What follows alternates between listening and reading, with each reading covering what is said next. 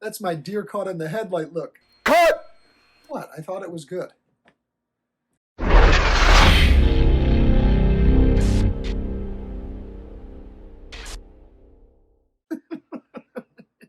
I don't know who comes up with this stuff and who writes this stuff, but man, I'll tell you what. Anyways, deer in the headlights look indeed. Welcome back to Team G503. I am Scott Schiller, your host for Ron Fitzpatrick Jeep Parts. In this video, we're going to be continuing the wiring series, and we're going to be installing a very important part that goes to the headlights in the front of the grille there. It's the wiring harness that goes from the junction block there in the firewall all the way up along the fender there and connects at your headlights. Hope this is going to be helpful to you. Let's dive right in. I've installed the two-post junction block, part number 639599MB, on the front side of the fender with two 1024 screws by ½ inch long and lock washers and nuts. Our ends to the headlight wiring harness, part number A7825, will be connecting there as showed here in the diagram. So we've got the right wire socket and the left wire socket, and on the back side we've got the 6-block junction that's on the firewall shown here. If you've been watching this series, you will know that we've got to that point now in a series of videos that were released probably a few months ago. And here I do not have the blackout light wire installed. It's bare. I installed both of those at the same time so we can get a good view at how we will be connecting the wires from the 2-post block to the 6-post block. And there we have the ground wire installed as I showed just in the previous video released to this one. I've been using the diagrams in the Ron Fitzpatrick Jeep Parts catalog, the chassis wiring both standard and late. We are using the standard diagram here. So there we've got our 6-point junction block, and we can follow the color-coded wires to the terminal on the 2-point junction block, which inevitably winds up powering both the headlights. But for now in this video, we're going to be concentrating just on the 6-block post to the 2-block post. If you need to go back to some of the videos to know how we got to this point, they're all listed here in the Team G503 channel on YouTube. So let's take a look at our harness, and you'll notice that this end has got a bullet-style connector and 2 eye-style connectors. That's the end that we're going to be putting towards the grille of the front side of the Jeep. And then here are the round connectors or eye connectors that will be connected to the 6-point block on the firewall. What makes it nice with the RFJP harness is all the wires are color-coded, both with color and then leaders or tracers, so you can easily match them up to the points that you left off on. Now, one would think that when you were connecting these, that they would connect from the top, as those protectors or guards on the side of the screws would probably make it look so. After looking at a bunch of historical pictures and other people's projects, I found the orientation and placement of those wires to be a little bit different than what you would expect, and we'll show you that here later in the video. I'm just going to go ahead here and remove one of the terminal screws so I can show you the screw and the lock washer style that's on the head of the screw there as before we connect these wires together. The one I'm connecting here is the yellow one with the 2 tracers. And you see here we've got the screw itself and then an internal external star washer and then a flat washer that is installed. The flat washer is on the bottom there, and that's going to hold all your wires tight to that terminal block. Another thing that needs to be noted is that these connectors are offset to one side, if you notice there, and you're going to want that flat side, as I'll call it, up against the terminal block. So then we'll go ahead and we'll install the screw back inside the eyelet there. And if you notice, I've got to actually kind of screw this in as I'm doing this. That's because those ends or those connectors have been tinned correctly, and they're slightly a little bit oversized. So the screw will go in there, and it's also going to hold that in nice and tightly, and it's also going to make for a really good connection. So once you've got that in, you can go back to the other side here, and we're just matching up the colors here with the tracers. It makes it really simple again with the harness. And here again, I'm going to have to use a screwdriver and kind of work that screw into that connector, as that tinning is just a little bit slightly bigger than the eyelet. It'll go right through there, and again, it's going to make for a very fantastic electrical connection. Once we get that screw all installed, we're just going to simply put it back to the junction block there, and that wire that comes out of the top there of the firewall and the grommet is going to stay on top, and then the second wire that I just installed is going to come out the bottom there. This is the only time that we're going to do this in this video. The other 2 wires that are connected to the headlights are going to be connected from the opposite side or the underneath side there on the junction block, and I'll show you that here in a second.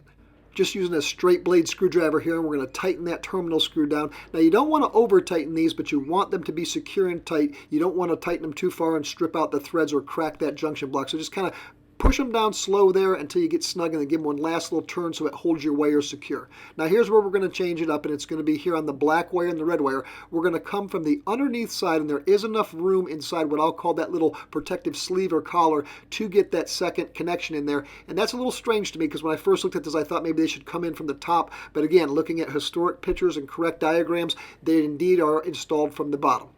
In order to keep everything neat and tidy, we'll just work on one wire at a time. So we'll go ahead and remove the terminal screw and the fasteners there, the lock washer and the flat washer from the block. And then again, we want to keep that flat side of that eyelet connector or round connector flush with the other one so it's a nice, snug, tight fit to that block. I'll just go ahead here and remove the terminal screw. And again, we're just using a straight bladed screwdriver. It gets a little bit difficult when you're trying to match the two wires together, but if you kind of hold them between your thumb and your finger as you install that screw back in there, you can kind of line those up and get them right between that opening there, what I call the collar or the protective area on the outside of the block, and then you'll be able to tighten that back down. You want to get the two skinny areas just below that eyelet connector to kind of mesh together and go right up against the sides of the opening there on the terminal block. And once you've got that in there with your finger, you can go ahead and take the straight bladed screwdriver again and snug all that back down and tighten it up. The way that we're going to install the black wire is the same way as we just did the red ones. Remember, get both of those small ends of the eyelets there inside that collar, those spaces between the collar, and then make sure everything's snugged up. I'll go ahead here just for reference sake and show you what spots those are on the 6-point junction block. So if you're counting over from the driver's side, it's going to be the black ones are going to be in the 3rd space over, and then the red ones are going to be in the 2nd space over, and then the yellow ones are going to be in the 1st space over, and that give you an orientation. They have been previously done in a different video, and here's something I'll show you a different day, but not for now, so we'll just ignore those two wires that are sticking out right there. Okay, now to connect to the 2-point junction block there on the fender, I've removed one of the screws. Now this screw just has an external star washer. It does not have a flat washer like the ones that are on the 6-point block. And what we're going to do is we're going to attach our eyelets. Again, the offset or flat side goes to the block, and just install the screw and the star washer there. And we're going to install the red wire on the top of the block and the black wire on the bottom. For the time being, we'll just leave that yellow wire with the tracers loose. After you get them all installed, we'll go ahead and tighten up the screws. Not to add confusion, but we're going to jump backwards a little bit. Here's my wire and lead for the blackout light, and that gets coincidingly attached to the fender here at these 2 points with these clips from the clip set from Ron Fitzpatrick Jeep Parts. I've been using these clips throughout the whole electrical series, and we'll go here on the diagram. You see here there's 2 number 6s with a star next to them, which means we're going to combine those 2 clips together with a single screw mount as shown here, and then bolt that through the fender. So what we'll want to do is we'll want to take our 2 wires and neatly install them onto the fender. I've got like a little curve up here as you see, because that wire is going to go on the top. That's the blackout light wire, and then the wiring harness for the headlights goes on the bottom. We'll take 1 clip from each side, and then I'm going to put the ears facing downward on the blackout light as shown here, and I have a reason for that I'll show you here in a second when we fasten it to the fender. And after we get those on there, you're going to need to take a little pair of pliers or some sort of channel locks of some kind, and you'll want to kind of adjust those out and pinch the tops so you get the holes line up. It'll make it easy for you to put the screw in. So we've got one with the ears facing up the top and one with the ears facing at the bottom, and what I'll do is I'll put the one on the top so it laps over and goes downwards on the side, and then we can install the screw. When you're pinching together these clips or manipulating them to be round, just go in little increments. As you see here, I'm just taking my pair of pliers here, and I'm just making sure that those holes line up. It'll make it really easy for me to install the screw. You've got to do it on the top and the bottom. You don't want to pinch it too tight and make it crimp your wire. So be patient and gentle as you're forming these clips. Also, if you notice at the top here, I'm using the standard blackout wire, and I'll show you one at the end of the video that's really kind of cool, and you'll like that. So there is enough space in that clip for the one I'm going to show you at the end. So now we'll just go ahead and we'll line those back up with the hole on the fender, and then we'll install the screw. I'll show you what size screw I used here in a minute. I've got a 10/24" ½ long screw, and then it's got the lock washer and the nut on the back side. So just hold that in place, and then I'll go underneath the fender and install the lock washer and the nut, and then tighten it up. Here's a picture of the screw that I'm using. Again, they're 10/24" ½ long. That's plenty enough to get you through those 2 clips and then out the other side, so you can have not much of the bolt showing through, but you will have enough room for your lock washer and nut. Once you get that all installed, go ahead and tighten up that screw. You can't see this on the screen, but I'm holding that nut and lock washer on the inside of the fender with a ratchet and a socket. And once I get this all straight and where I want it to be, and you want to keep those clips at a 90-degree angle so they're nice and neat and tidy to that fender there. Once you get them all lined up and you get close to the bottom of the backside, you can use that ratchet to give it the final snug. Also, if you notice those clips, I've got the top one, as I said, with the ears over the top of the other one. I've actually been told that that can keep the water from infiltrating the inside of them. It's better to have the water run over than on top of. Whether that's true or not is yet to be seen. Now we're going to do the same thing on that hole that's at the middle of the top of your screen. Just make sure that you keep your wires nice and tight and that you don't pull them too hard, but you want to have them nice and lined up there as you attach the second one, and then that'll install those two wires onto the fender. Now I'm using the standard Ron Fitzpatrick Jeep Parts wiring harness, which came with these wires in the kit. There is also a fantastic available option if you really want to be correct on historic radio suppression for your Jeep. These shielded options are available. Here I've got the blackout light. As you can see, it's got the shielding on that, and that would fit perfectly inside those clips that we installed. That's the reason for the extra space.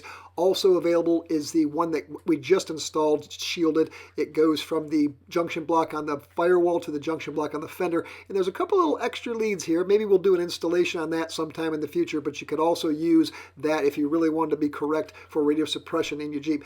And last but not least, I will show you, and this one actually is my favorite. This is the little wiring harness that goes from the voltage regulator to your generator, and that again is shielded for radio suppression. We'll do a video on these in the future. Thank you for watching, and stay tuned for the next episode. We'll be finishing the headlights. It's not so hard. And again, there I showed you the clips there on the fender that hold that wire that goes to the blackout light and the wiring harness there for the headlights. If you watched the videos in the past there, I kind of left that out because I've been doing this all together as one kind of unit, but I'm kind of splitting these up so you can see each individual part. If you'd like to subscribe to the channel, you can do so by clicking that subscribe button down there, and you can click that bell down there also, so that way you'll get notifications when we release new videos. Once again, thank you to Ron Fitzpatrick Jeep Parts, and all the parts that I'm showing you in these videos are available at www.rfjp.com. Until next time, my friends, keep it safe.